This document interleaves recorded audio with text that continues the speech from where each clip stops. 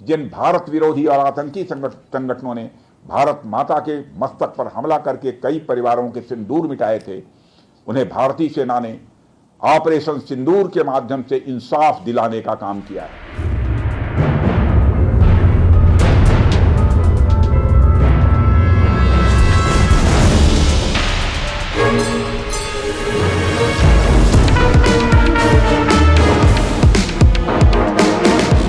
और इसके लिए आज सारा देश भारतीय सेनाओं का अभिनंदन कर रहा है। ऑपरेशन सिंदूर सिर्फ एक सैन्य कार्रवाई भर नहीं है, बल्कि भारत की राजनैतिक, सामाजिक और सामरिक इच्छा शक्ति का प्रतीक है।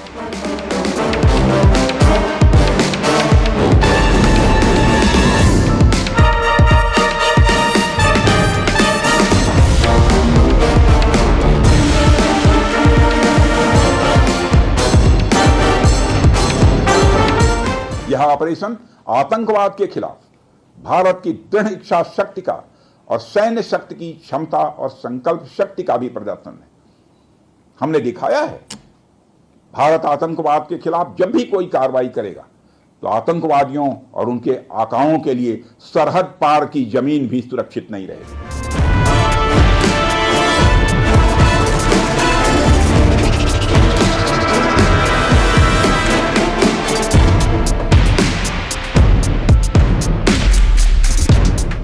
भारतीय सेनाओं ने ऑपरेशन सिंदूर को पाकिस्तान में मौजूद आतंकी ढांचा ढहाने के उद्देश्य से लॉन्च किया था।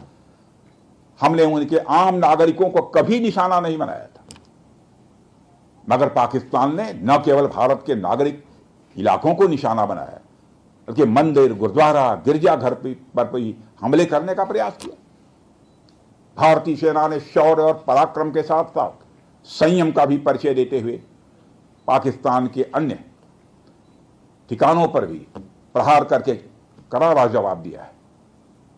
हमने केवल सीमा से सटे सैन्य ठिकानों पर ही नहीं कार्रवाई की, बल्कि भारत की सेनाओं की धमक उस रावलपिंडी तक सुनी गई, जहां पाकिस्तानी फौज का हेडक्वार्टर मौजूद है।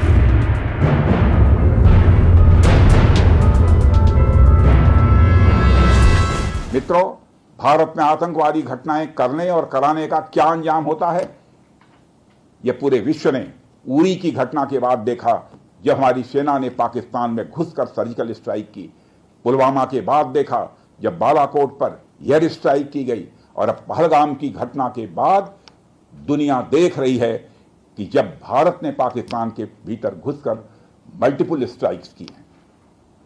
आतंकवाद के खिलाफ जीरो टॉलरेंस की नीति पर चलते हुए हमारे यशस्वी प्रधानमंत्री नरेंद्र मोदी ने स्पष्ट कर दिया है, यह नया भारत है जो आतंक के खिलाफ सरहद के इस पार और उस पार दोनों तरफ प्रभावी कार्रवाई करेगा। यह हमारे प्रधानमंत्री जी ने स्पष्ट रूप से यह संदेश दे दिया है। Subscribe to One India and never miss an update.